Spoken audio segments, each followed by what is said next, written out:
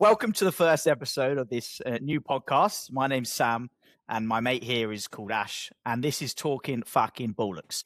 Talkin Ballocks, mate. Talkin Ballocks. You have to say it in a Cockney accent, I just decided. Talking fucking bollocks, mate. Ballocks, mate. Talkin Ballocks. Talkin Ballocks. Talkin Ballocks. Welcome to Talkin Ballocks, the podcast where sport meets stupidity and somehow no one has stopped us from picking up the mic. Yeah, the show where we try not to be cancelled before there's anything to cancel. Yeah, I think that'll be a challenge. But we're here to talk football, World Cup, sport, news, music, entertainment, terrible opinions, internet nonsense, and whatever else has caught our attention this week. As Ash said, it's going to be complete nonsense, sprinkled in with actually some potentially intellectual points around sports. We're going to focus mainly on football, but other ball sports, as per the title, and obviously the World Cup coming up. So we're going to have a few special segments on that. Absolutely. So we're recording our first episode. As you could tell, we are not wearing blazers and we're going to be doing no kind of technical talk as all the other boring podcasts do. Speak for yourself. Yeah, Sam's more on that side of things, yeah. Explaining the pressing traps and the XG. There won't be any XG involved, but I did put my best shirt on, but never mind. Yeah, you're looking great, mate. Yeah. We're going to be doing lots of different arguments about whether England are cursed, which nation has the most dangerous fan base, and who's got the coldest national anthem. Absolutely. And we're going to be sprinkling in some absolute ballocks with some crazy facts, and we're going to try and work out which one's real and which one's not real. And only one of us will know for each turn. Otherwise, it wouldn't be much fun if we both knew. It'd be a bit boring if it was premeditated. Well, as you mentioned, we're going to be discussing the World Cup. So that's about to kick off, right? 48 teams, 104 matches, and more chaos than a Wetherspoons beer garden during penalties. In today's first episode, we are drafting the World Cup teams amongst us. We're going to set up a whole tournament. You can follow along at talkinballocks.com. This is going to be really fun, right? So once a country is picked, it's going to belong to that person throughout the entire tournament. So whether that's Sam's teams or my teams, every win, draw, red card, VAR disaster, own goal, Streakers, manager meltdowns, suspicious celebrity appearances, they can all earn points for the competition. And essentially, it's going to ruin one of our lives over the next few weeks. Exactly. So it's partly picking a good team who's going to go far. That gets you points. But you also want to pick that chaotic team with a crazy manager or a pitch invasion that's going to get you some sneaky points. Yeah, 100%. And the best part is that you lot can follow along as well. As I mentioned, visit talkinballocks.com and you can call out our worst picks. You can suggest bonus points and eventually decide what punishment one of us will make for losing. Yeah, best to let the fans decide. Yeah, absolutely. And all the links to that is all in the bio and all the rest of that. But please do get involved with it as we go along. It's going to help us settle a lot of arguments because at the end of the tournament, I don't know, one of us is going to be a football genius and the other one's going to be trying to explain why they picked high IT, I guess. I don't even know how to say high 80. High 80, yeah. If this doesn't work, we'll be taking a hiatus anyway. Yeah, absolutely. I think also one of the great things is that it was going to make those great stupid matches like Curaçao versus Congo, no disrespect to those two great nations, interesting to watch on TV. So we'll be interested to watch it because of the points, and it gives you something extra to follow along with if you want to check up on who's winning. Absolutely, yeah. Because who wants to watch those games, right? Probably me, because it's World Cup mania. Yeah, absolutely. Yeah. Are you going to watch every single game? No, I used to do that when I was sort of 14 or 2014, I'd say 2010. No, 2010, I was 14. Just giving my age away there. And I used to try and watch every game, even at school, on the phone, under the desk. Oh, that was great times. But the time's a bit weird because it's in the States, right? And Canada and Mexico. So don't think we'll be able to watch every games And now I'm of a working age. There's responsible things to be done. But if I had my way, yeah, absolutely, yeah. I'd be sitting there in front of every game with my Panini sticker book and tallying up the points, yeah. Will you? No. I'll watch the games of my teams that I pick and the good ones, you know. But I will not be watching Curaçao versus Cote d'Ivoire for sure. But before we get into the draft, we do need to do some warming up on the pitch, on the field, and let's talk about some of the biggest nonsenses of the week. Nonsenses, not nonsense. No, that's a new segment, mate. So welcome to Talkin Ballocks, the show where we talk about the biggest nonsense of the week. In today's first episode, we've got a special from Prince Andrew and Jeffrey Epstein.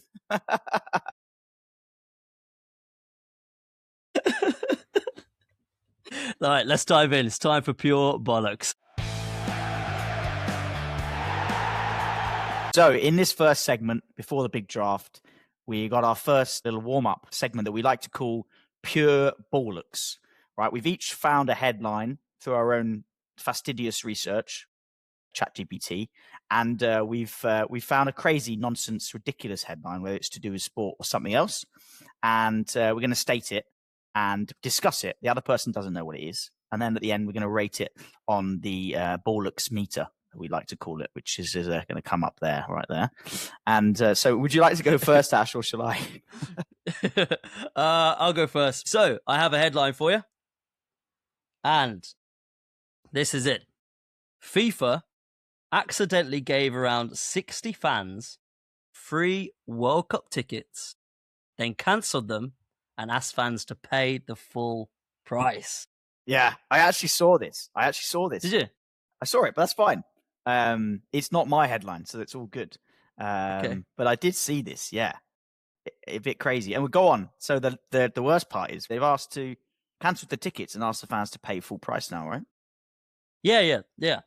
So essentially what happened was 60 fans went through for the tickets and there was a checkout error.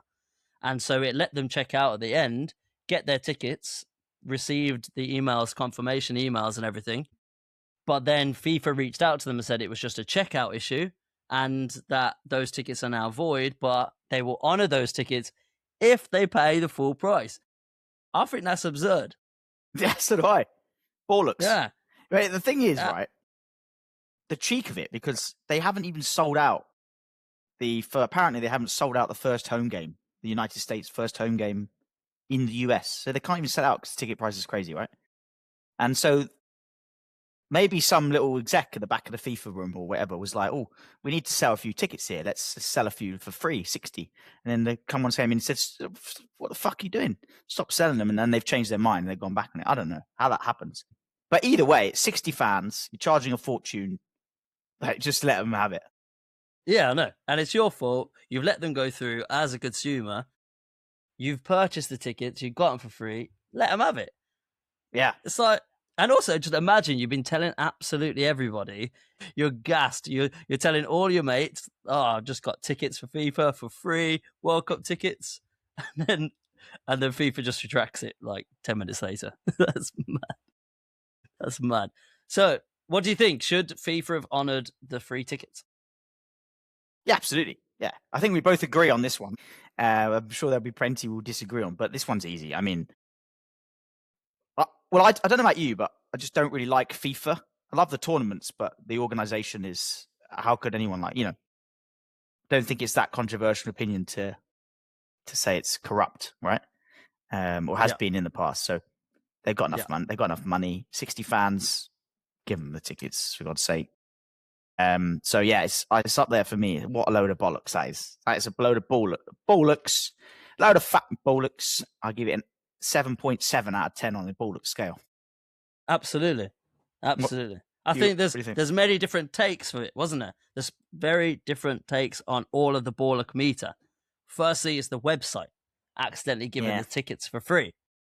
Absolute Ballocks. Good Ballocks. Then you got cancelling them immediately. Corporate Ballocks. Yeah. Then you've got asking fans to pay the full price. FIFA Ballocks. It's up there. It's up there on the Ballocks meter, mate.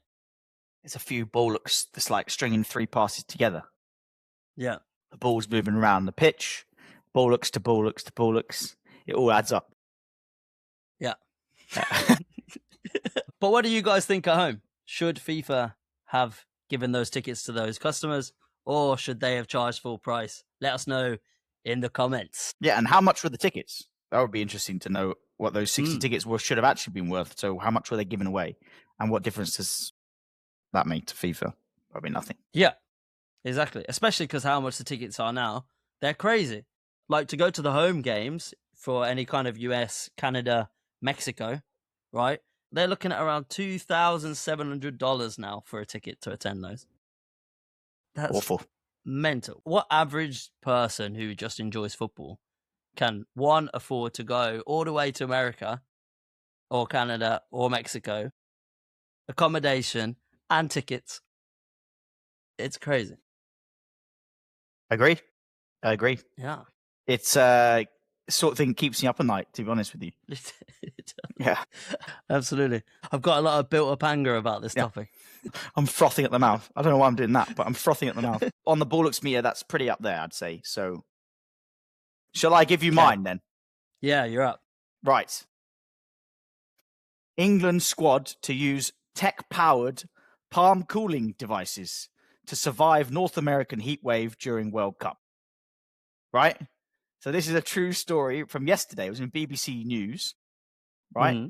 So the question here is, like, are these palm cooling tech things, is this genuine? Is this a scientific breakthrough, right? Or is it absolute bollocks and the lads are going to melt as soon as they go out there in the heat? It doesn't matter if they're 1 degree cooler because of palm cooling. Like, apparently they're going to use it during the water breaks, right? And in the training. So imagine it's 1-1 quarterfinal, England, Brazil. It's extra time, 1-1. They got the waters coming out. They're about to take penalties, right? And they got these fucking palm coolers out. Cool your hands down before the penalties, mate. Is that going to stop Bellingham blazing it over the bar? I'm not sure. Yeah, I'm not sure about that one, mate. Also, how does it work? Is it just like, how does it stick to your palm? Has it got to have like a little strap around it, or you put it in between? Yeah, like, how does it work? Like, also, what's your palms doing? I know if you like cool your wrists, that can kind of cool your whole body down, but maybe it can with your palms now as well. I'm not sure. Yeah, I think that's a completely unnecessary addition to the England team. How about we just practice taking penalties a bit more? Yeah. And what if the goalie's got him in his gloves as well?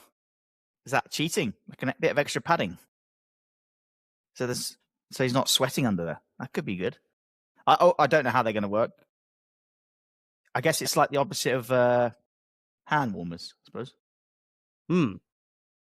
At least there's one cold palmer going to the World Cup. Boom. That's not bad. That's the first real joke you've heard on the show. Yeah. I think on the pure Ballocks meter, that's pretty high just out of... like, it's not necessary at all. Like, stop with all the tech and all the semantics. Just go out there and play some football. Play football. Exactly. We're here. We're no nonsense. We want a bit of football. That's it. Bit of Sam Allardyce long ball stuff. Forget the fucking... Imagine Sam Allardyce with the England team and they're faffing around on the sideline about to take penalties and they're faffing around with hand coolers. It's absurd to me. I mean, I get it all now. It's all technical. You got the fruit nutritions. I don't know about the fruit nutritions. You got the nutritionists. we got the fruit technicians. You got the sports scientists. You've got the VAR experts. So it's all. I guess it's trying to get an edge, right? That's the idea. They're trying to get a tiny, small edge. And England do have we always have this every World Cup. I don't know about you, but I mean, every World Cup we have in heat, there's always this, the players aren't used to it. They're not going to be able to deal with the heat and all that. So I get the idea, but honestly, I think it's probably more distraction and trouble than it's worth. Also, does North America really get that hot? It's not like they were playing in Qatar back in 2022, where you're reaching 40, 45 degrees I don't know what that is in Fahrenheit for anyone in America listening, but So it's 30, halve it and add 30, isn't it? Or the other way around, I suppose. Double it and add 30. So 30 degrees Celsius is 90 degrees Fahrenheit. Half the game's going to be above 26 degrees Celsius, something like that. yeah, but that's only like the majority of the players playing in Spain, La Liga, they're used to playing in those temperatures, And like, if you're coming from the Congo, I mean, it's like it's pretty hot there, isn't it? Well, they've actually this is the next headline, right? The Congolese national team have introduced hand warmers due to the really cold temperatures in the US World Cup. I'm surprised they got Congolese right. Anyway, that just came out. Yeah. Yeah. So yes, very high on the Ballocks meter, I'd say, in terms of not necessary at all. Agreed. What do you think in the comments down below? Yeah, let us know. Right, so let's move on to our next segment.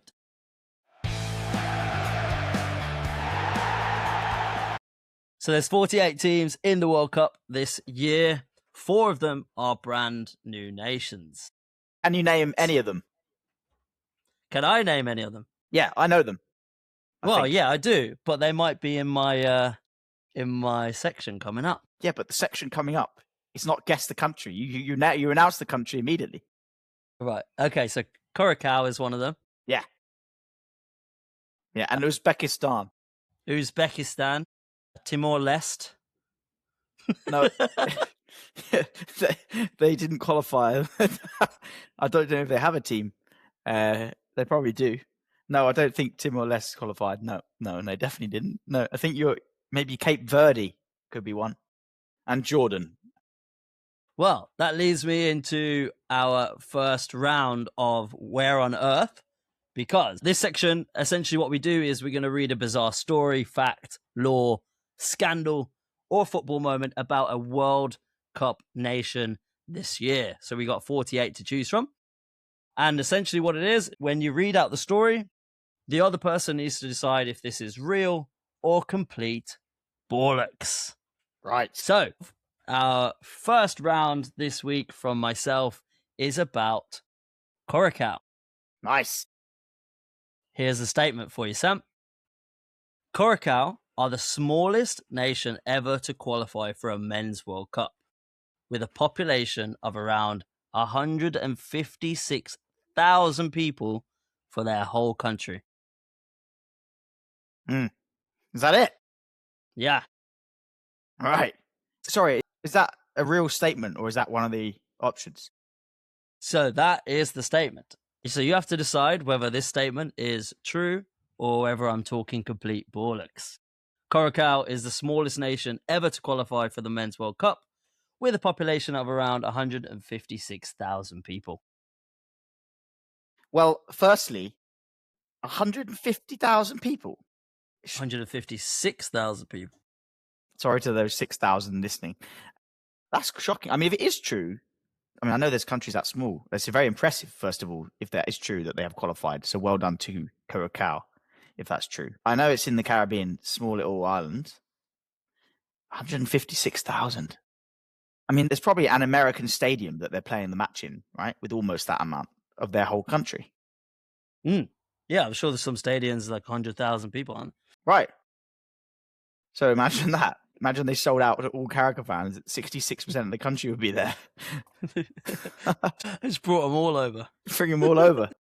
Bring them all over in a bus. I'm not sure America's up for that at the moment. I think it's true. I actually think it's true. I think that is the smallest country. I don't see why not. I mean, I'm trying to think of other teams that have qualified that would be bigger, that would be even smaller than that. Like Trinidad and Tobago qualified 20 years ago, but I think they're bigger. Cape Verde qualified this year. They could be small as well. It could be a tricky one because there's two elements to that. Yeah, it could be the smallest, but it could be more than 156 or less thousand. So what's your instinct telling you? I think it's true. I think it's true. And I would happily bet, 20p on it. Okay. I can tell you. that it does sound made up because 156,000 is smaller than loads of UK towns. Yes. But it is true. Yeah, so Curaçao have qualified for their first World Cup ever, and they are the smallest nation ever to qualify by population and land area. Fair play and good luck to them, because that's pretty impressive. Imagine they win a game or get a point even. Sure, if they score a goal, they'll be doing well. Fair play. Okay, 1-0 to me. Are we scoring this? I think we should. Here we go. The competition's kicked off. Right, I'll give you mine. And you'll love this one. I actually went for something slightly different. So I've got a country, right? But I've got two statements. Okay, one is true and one is false. You have to work out which one's which. So similar vibe, right? But there's two statements. Right? One is actually real and one is false. So first of all, my country is also another country making its debut, Uzbekistan, right? But actually, this is a side note. I wonder if that's the first stan to be in a World Cup. Have we had a stan before? An Afghanistan or a Kazakhstan? Or is that the first? I don't remember a stan being there. I know Stanley Matthews played for England, but that's a different kind of stan. I'm not sure. Azerbaijan. No, that's not a stan. That's a Jan.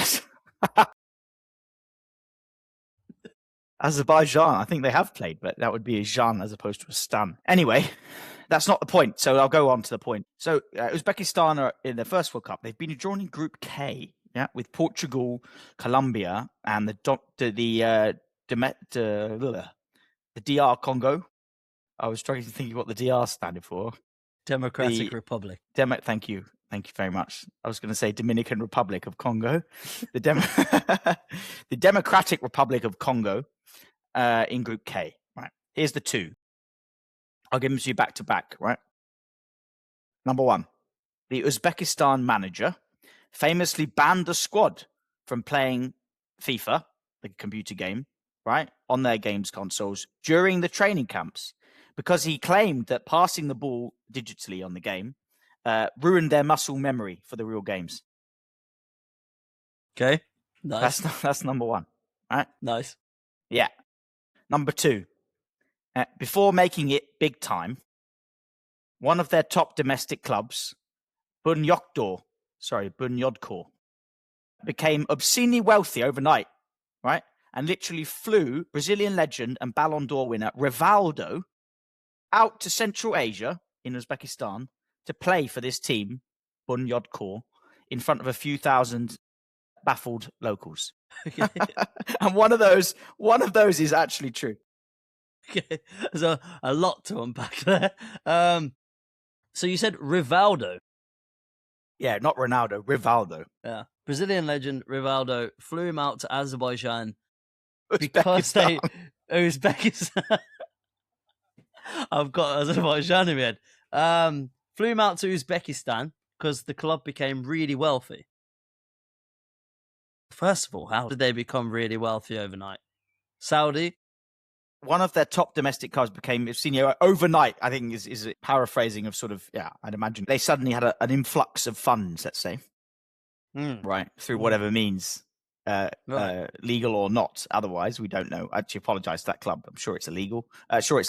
Rather. Yes. And they flew out Brazilian legend Rivaldo, who is a Brazilian legend, out to Uzbekistan, right, to play for this domestic club in Uzbekistan's top league. Right. And like, how many thousands are we talking? It's going to be a really small club, surely. A few. Yeah. A few thousand. 3 to 4, I think, is a few thousand, yeah. Right, yeah. So Rivaldo playing in front of a few thousand people, Brazilian legend, or FIFA being banned because it stops muscle memory of the players learning how to pass. Yes. Well, I doubt what's it called? Tajikistan? What are we talking about? Uzbekistan, that's the one. I doubt any of Uzbekistan's players, no offense to them, are any good anyway. So I don't think FIFA is going to really ruin their passing ability. Did you say that you don't think they know how to play anyway? Yeah, I mean, that's the first World Cup. Yeah, could be. No, maybe they didn't know how to pass, so they were trying to do it like on FIFA. You know? Or maybe because they banned FIFA, that's why they're now in the World Cup.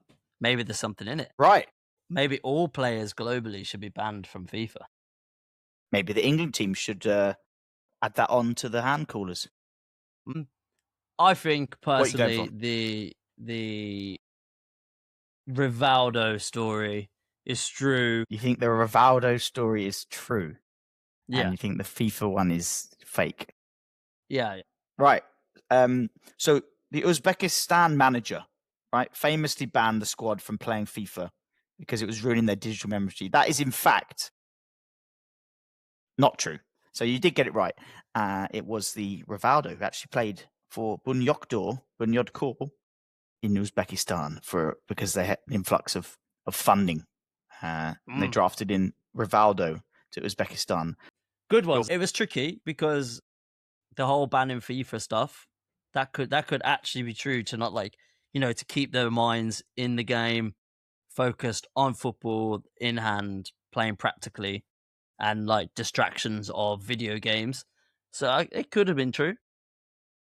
Yeah, and there are managers who have done that. They've put a curfew in, haven't they? Things like that. There's loads of little World Cup nuggets where managers have done crazy things. Or it was like, I'm a Fulham fan, right? And we used to have this manager, Felix Magath, German guy. And he famously would get big blocks of cheese, like those big circle blocks of cheese that they roll down hills. He put them in the massage room. And he had this theory that would help injured players recover quicker, to have the cheese in the room or something like that. I don't know whether he actually used the cheese to massage the legs or if it was just there in the corner. But there's lots of crazy people out there, you know. Okay, been looking forward to this one, Ash. We're now going to move on to the World Cup Anthem Battle, right? We're going to randomly generate a country each that's in the World Cup this year. And we're going to play it. The other person doesn't know what we're playing, and they have to guess what country that anthem is from. That's the first part of this battle. Then we're going to move on to a second part. It's a 2-part segment. All right. Are you ready, Ash, to generate randomly? Absolutely. Let's go for it. Okay, 3, 2, 1. I'm going to do mine now. Right. We've randomly generated our countries. And so Ash is going to go first. So if you play your anthem, Ash, right? Mm-hmm. And I will try and guess. It's going to be difficult for all 48 teams, but off we go. Absolutely. You're in for a treat here, mate. All right. Here we go. Come on. Maybe it's a long intro. Oh, we go.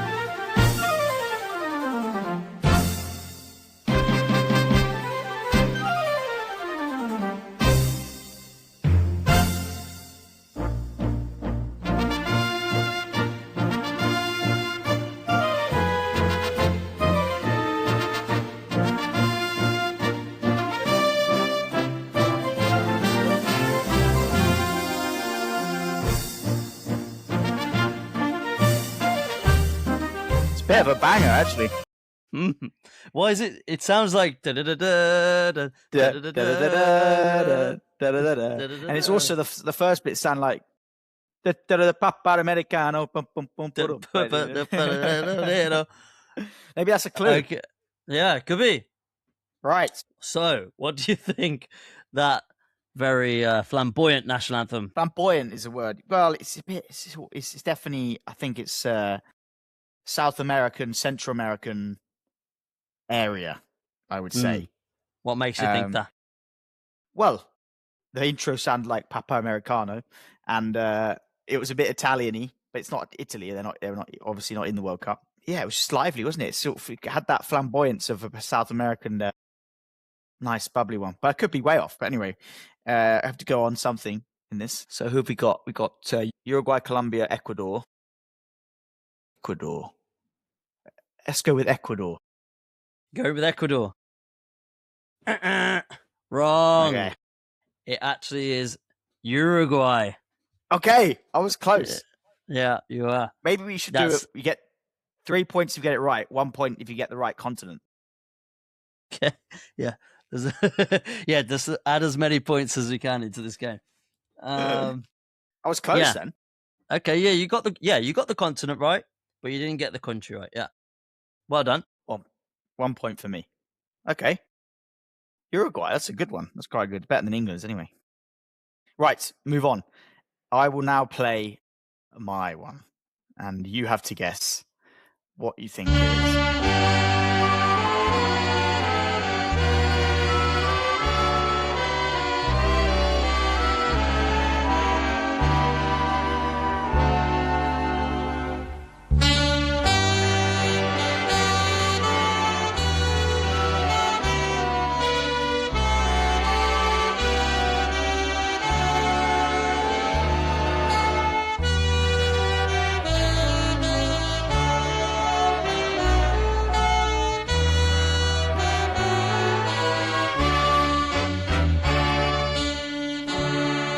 More.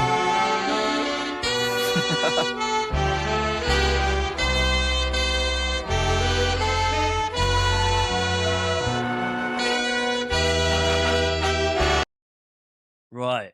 Well, that is very British sounding. What are you saying? Very colonialist, I would say. Very dull and boring. Very slow. Also very English. Slow and very English. Yeah. Very So, trumpety, wasn't it? I'm assuming it's one of the old colonies.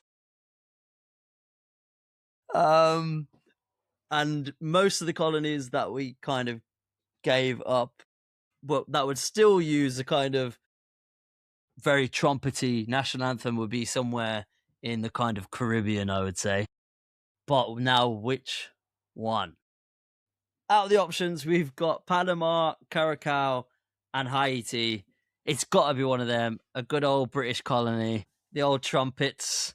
You can imagine all of the suits with the little and the hat on and Christopher Columbus coming across the ocean. I'm going to go with Curaçao because that is the kind of, we've mentioned Curaçao so many times today, so why not also have a national anthem from them? Give me a drum roll. Do you want a drum roll? I can get you a drum roll.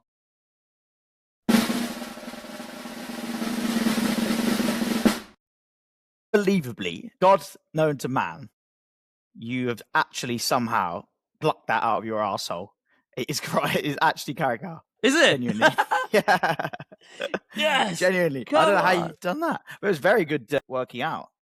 Yeah. It sounded like a colonialist type of rhythm, you know?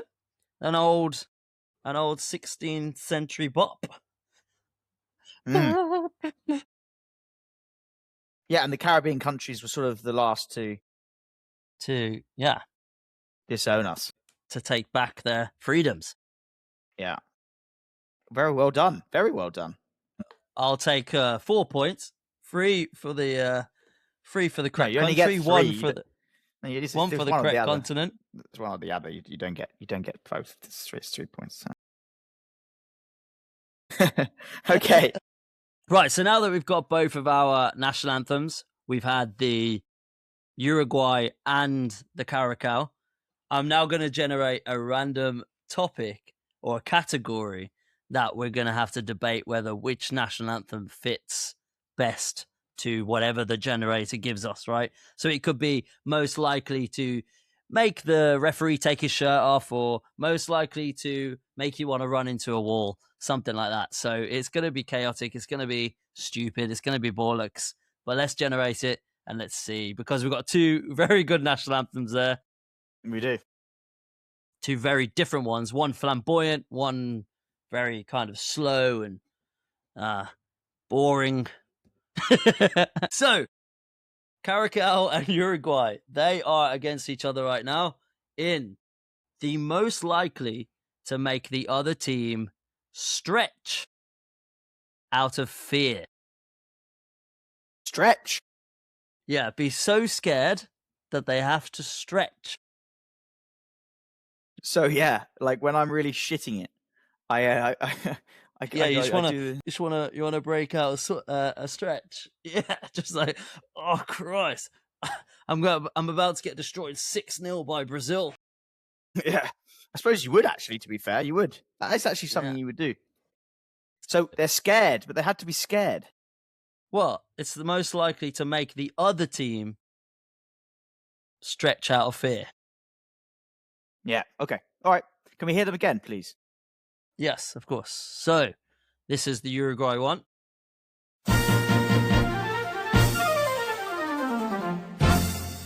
Panamericano.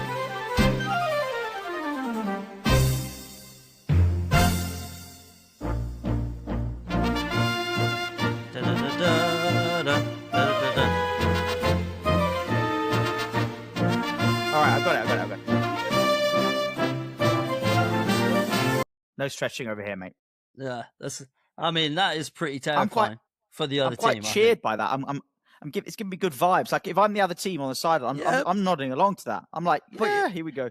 But you can be scared and also be doing kind of, stretching at the same time. You want a bit of rhythm to it, so you can, maybe a bit of the old two-stepping down the side with a. Yeah, but you're not meant to bounce, are you? You're not meant to bounce during your stretches.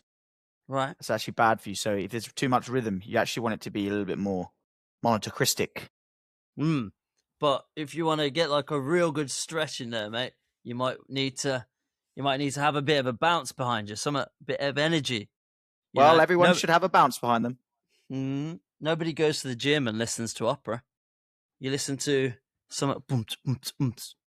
Okay, let's listen to yours.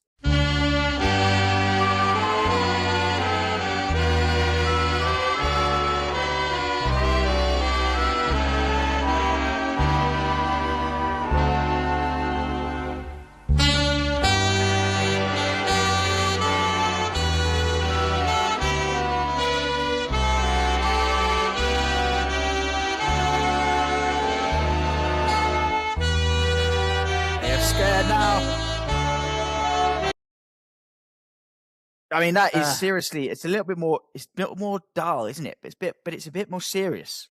And do you know what it is? Right, here's the unlocker. It's got the weight and the might of the British Empire behind it. Which is pretty scary to a country like Uruguay.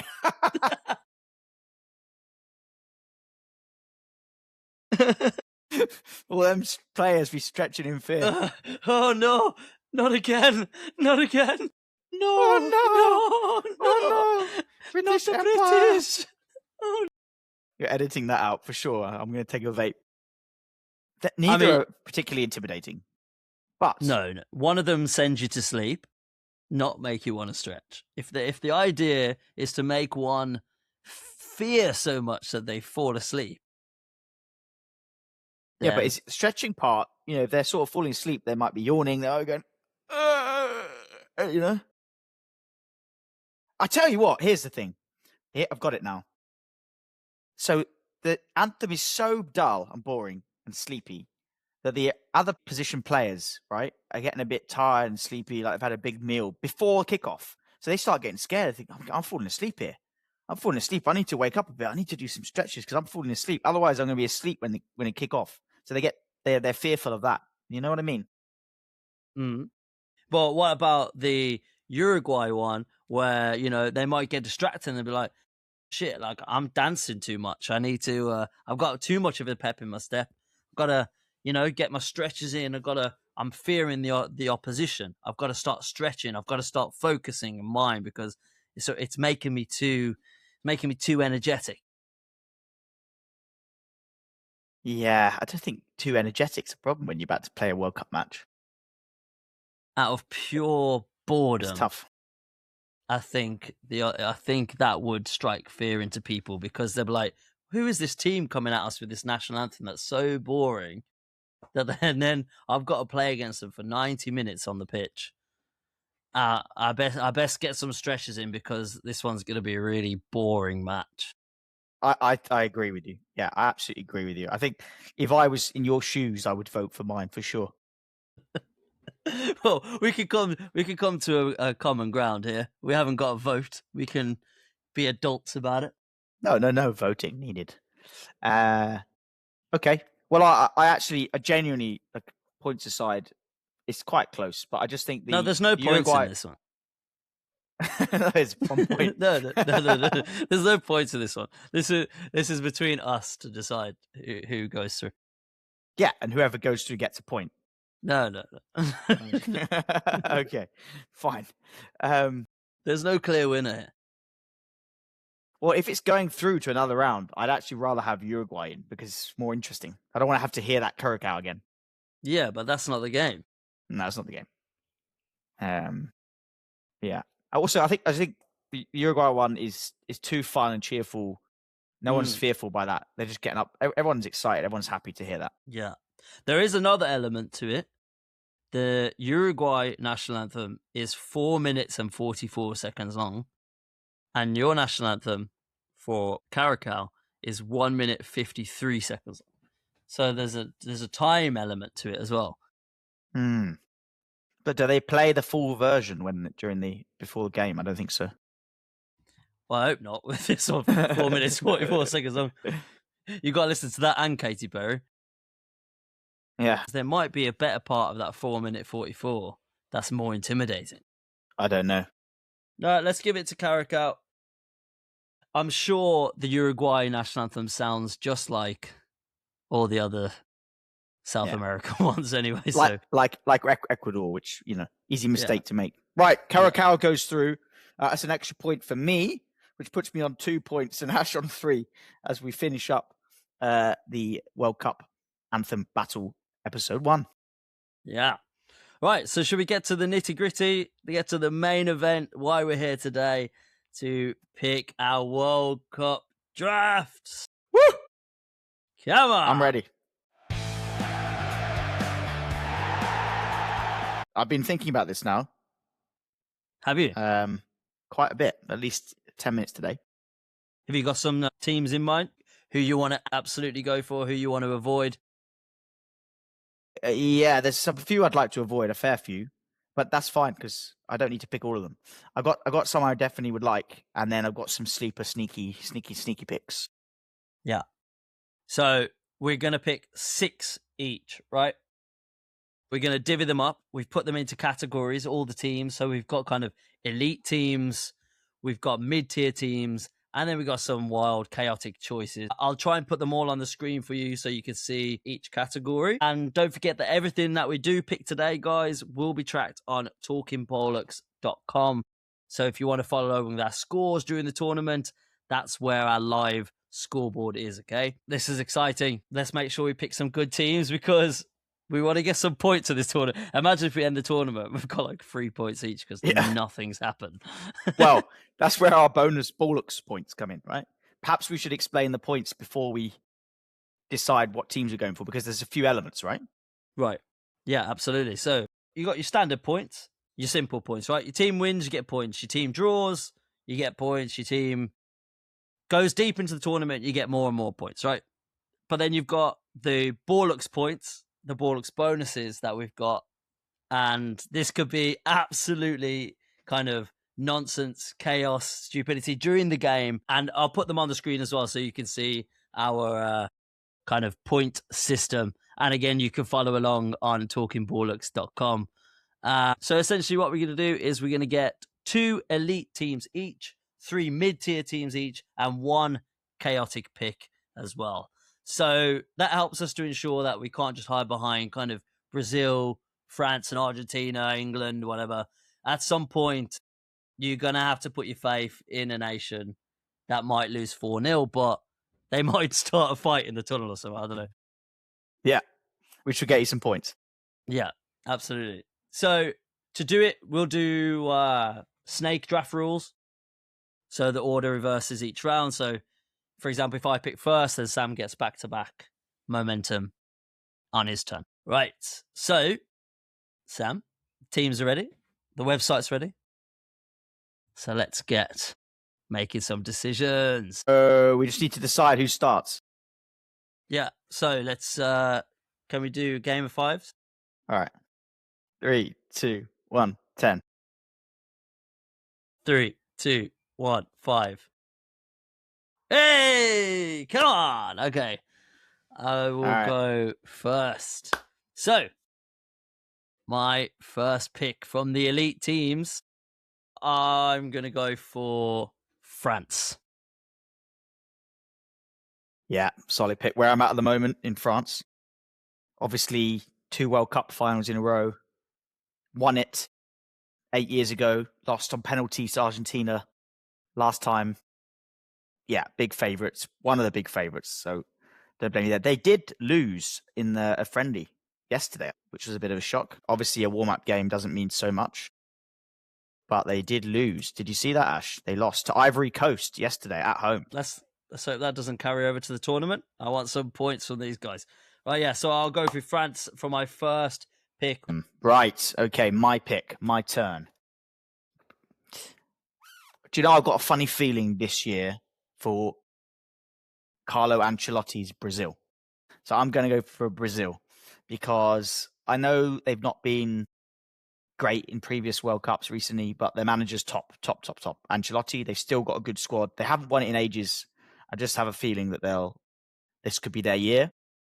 They've obviously got some top players, top manager, and they've been in good form recently as well. So I'm going for Brazil first pick. Okay, good choice. They are one of the favourites, but I think there was better options there, mate. So I'm going for Brazil, but I've got 2 here in a row following the snake format. So I can go for my second elite team now. This is a big pick. Yeah, it's huge. I am going to have to take Spain. Euro champions, beat England in the final. Really good team, one of the favourites. Why bet against them? Great squad. You've taken France, so I need some heavy hitting there from Europe. So going for Spain. Yeah. I was going to go for Spain. Yes. Okay. So, in that case, my backup. Now, this might be a little bit rogue, but I've been seeing a lot of momentum online. A lot of people, a lot of fortune tellers, let's say, of people that can predict the future and have done. Like, remember the octopus? Yeah, I remember. Yeah. Well, there was a German guy that predicted every single winner of every tournament for football in the last 12 years. And he predicted that the Netherlands are going to win this year's World Cup. So, wow, that is rogue. I am going to go with the Netherlands. Wow. And is this purely based on this German guy? Yeah. Yeah. Literally, yeah. But he's predicted every single one right of the last 12 years. He hasn't got one wrong. And this year, he said the Netherlands are going to win. So, wow. I don't know what this guy's name is, by the way. If anybody wants to, comment, check me. Yeah, please do. Well, I'm quite happy that you found this guy. I'd feel slightly more confident if it had come from an octopus than a human. But look, you never know. They've never won it. Yeah, exactly. And they never won it, and apparently this is going to be their first year that they do win it. But also, who was left anyway? Argentina, England. Again, we don't really need to support England more than we already do. Portugal, Germany. Yeah. So I think Netherlands is just as good as any of those. I think they'll do well. Left. Yeah, they'll do well. Who knows? Right. So let's move on to my mid-tier. So I've got so far France and the Netherlands. I'm also going to go with, from our mid-tier. Ooh, it's a tricky call. Okay, so we're going to have to start thinking outside the box now, because obviously none of these teams are going to win. So it's going to be what we're going to get some points from.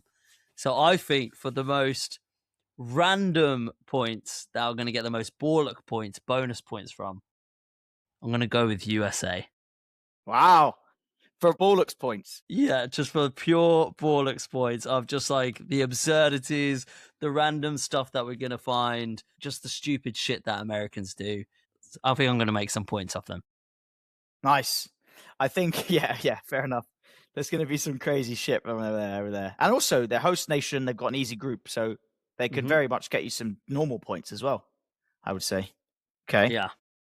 It's also kind of fun to support the host nation. Right. Do I have 2 picks now or 1? You do. I have 2. 2 picks. Right. Okay.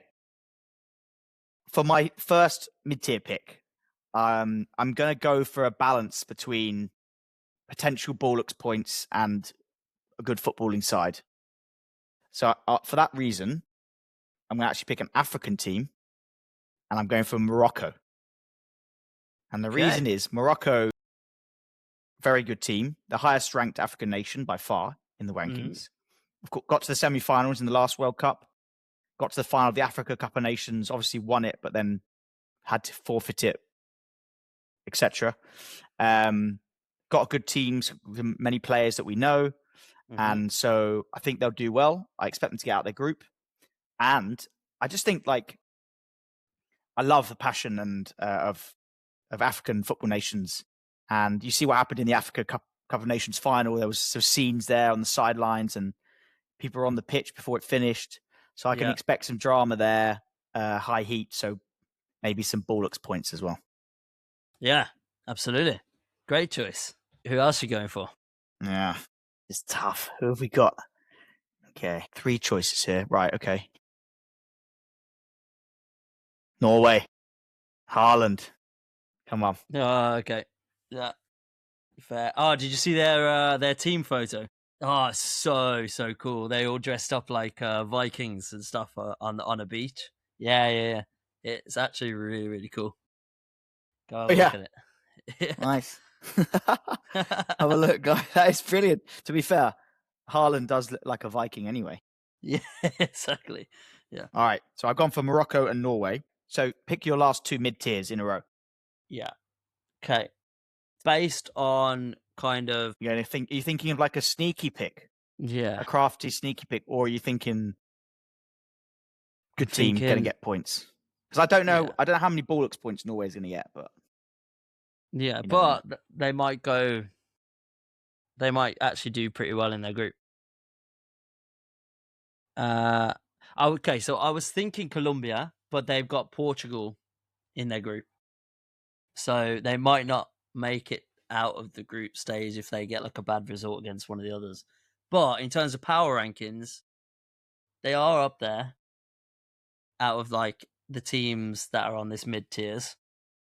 So they could get some points, but okay. Also, who am I interested in watching? That is another aspect to this. Yeah. In that case, I'm going to go with Croatia. Wow. Purely because they have a good track record in other tournaments. And I think they could go along with us out of the group stages. So I think that's a very good choice in terms of actual points in this tournament. Because my USA one was for Ballocks points. This one for actual points. Yeah. Completely fair. I think them along with Norway they're actually the highest ranked pot 2 team and team in our mid-tier as well in the rankings. So expect them to do well. The only question mark is whether they're past their peak. They're older players now. I think there's a crazy stat the other day, right? There's 4 players playing in this World Cup that also played in the 2006 World Cup 20 years ago. And this is their 6th World Cup. No. Right? Modric is one of those for Croatia. You can probably guess 2 of the others, by the way. Ronaldo and Messi. Neither of us had Argentina or Portugal. I know. The 2 best players on the planet. Well, they're not anymore, are they? Well. Okay, the other selection I'll go for is... I'm going to stick with my original idea. I'm going to go with Colombia. Also, because you might get some shots of the crowd and see some Colombians in there. So that'll be nice during the 90 minutes. That would be great. Yeah, like a pair of Colombians. Absolutely. Next to I each think other. there's some points in that, and the memorable crowd moments. Yeah, memorable crowd. In that case, give me Ecuador. No. Yeah. All right, nice pick. I like that. And they're a good team anyway. I guess a good team, Colombia. I like that a lot. So you've got France, Netherlands, USA, Colombia, and Croatia. Oh, that's looking pretty good, mate. It's actually looking very good. You've got I've got Brazil, Spain, Morocco, Norway. Which are also looking great. And one more. Right. One more in the mid-tier, and then I get the first pick of the Chaos tier. Yeah. Okay. So what we got left? Japan, that would be a sneaky pick. You've got Mexico, Canada, you've got Senegal, Turkey, Austria, always pretty strong. What about the Scots? That might be fun to support Scotland. They're not going to do very well, are they? Tunisia. Iran. No thanks. Iran v US in the last 16. That would be good. The World Cup final, you mean? Yeah. Well, the final ending of the world. Yeah.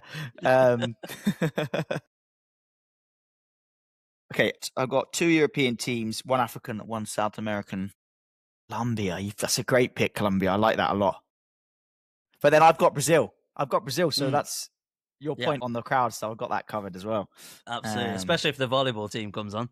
Well, and maybe you have to go for Sweden then. Yeah, the Swedish volleyball team. Yeah. Right. Get your Paraguays out. Colombia's a good one as well because they've got an easy group apart from Portugal. Congo and Uzbekistan. Belgium, Egypt, Iran, New Zealand. Egypt have Mo Salah. Yeah. That could be interesting. Yeah, he could get you some points. He could. Also, they're quite a fiery team, so they could be getting cards. Are they? Mm-hmm. Why are they a fiery team? The Egyptians, aren't they? Right. It's in their blood for decades and millennia, building pyramids and, Yep. Putting out fires. Okay. Germany. No one said Germany, did they? So no one's got anyone in Group E at the moment, which is Germany, Curaçao, Ivory Coast, Ecuador. This is tough. Right. Do you know what? I go for one of the host nations because it's fun. So on that basis, since you've taken the US, I'm going to go for Mexico. Mexico. Nice. Mexico. Okay. So last pick. Do we only actually get one pick then? For the Chaos ones, yeah. That's a shame, isn't it? Mm. Okay, so just to remind everyone, we got the likes of Curaçao, Iraq, Uzbekistan, Congo, Qatar, Cameroon, Haiti. So this has just got to be Chaos pick. It's got to be Ballocks points for this. I mean, they're not going to get anywhere in the tournament, right? Forget that. This is pure nonsense. As many points within the first 2 weeks, as possible. Yeah. This is pure Ballocks group stage points. For like the African fans, always bring a good time. They got the bongos out, the boom, ba boom. Like, there's going to be some liveliness there, right? And they love a pitch invasion as well. I think I like something about Congo calling me. Going to be with you for the whole tournament. Well, for the first 2 weeks for this team anyway. That list you sent me earlier, there's actually a team in there that aren't in the tournament. Which one is probably the one I'm going to choose? You got Cameroon in there. They're not in the tournament. I was going to pick Cameroon. They're not in it. I hope you haven't missed it. Why is that in there? Right, on that basis, that was my other one then. So I'm going to go for the Democratic Republic of Congo as my chaos pick. Nice. Great choice. Okay, so I'm in 3 minds here. I've got the 2 teams that are their first ever appearance. So you've got the first Stan, you've got your Uzbekistan, and you've got your Curaçao. But also, I'm thinking about the Kiwis because the Kiwis are always a good time. Kiwis are very much a good time. Great place to visit. Good fans. Love a beer. Fans. Yeah. Love a beer. So they might be causing some carnage up in the US. But they're very chill as well, aren't they? But they could also be really laid back. And obviously rugby's way bigger out there. So, it's not going to be the best pool, is it? Panama could be good. Panama. They've been in it before. Tiny little country, not really offering much in terms of entertainment value. And they're in England and Croatia's group. Yeah. Oh, yeah. True. Cape Verde, that could be interesting. Do you know where that is? Yeah. Just off the coast of West Africa. Okay, just for shits and gigs, I'm going with Uzbekistan. I like it.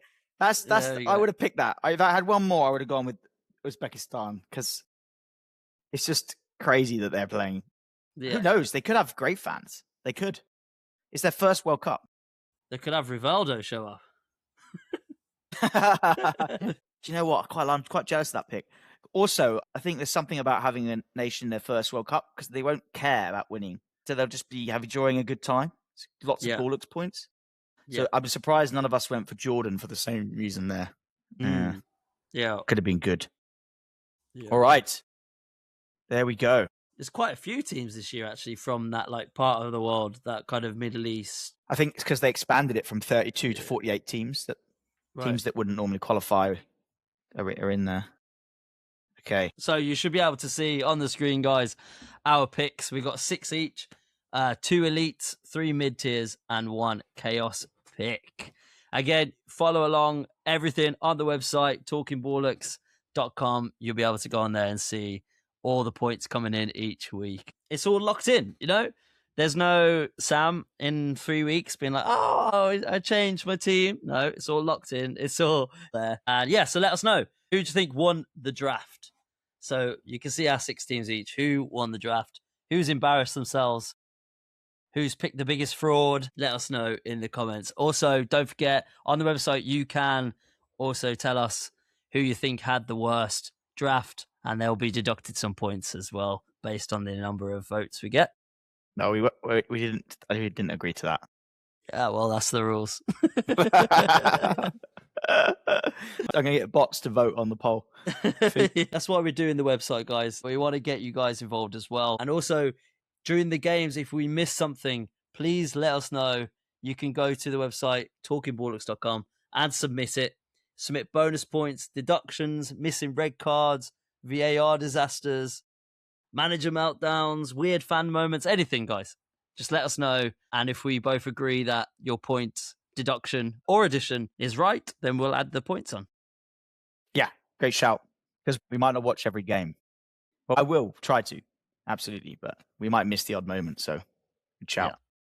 So don't just sit there shouting at the screen at us. Go on the website and make your case. I hope you guys are excited as we are, because the World Cup's about to start. It's going to be World Cup summer. Come on. Come on. Let us know in the comments who you're rooting for. If you're rooting for England, then you get 5 bonus points from me. That is a wrap for the first episode of Talking Ballocks. Really hope you enjoyed it. And Ash's background's amazing. So I'm in France at the moment. When I get back home, I'm going to have a much better and cooler background as well.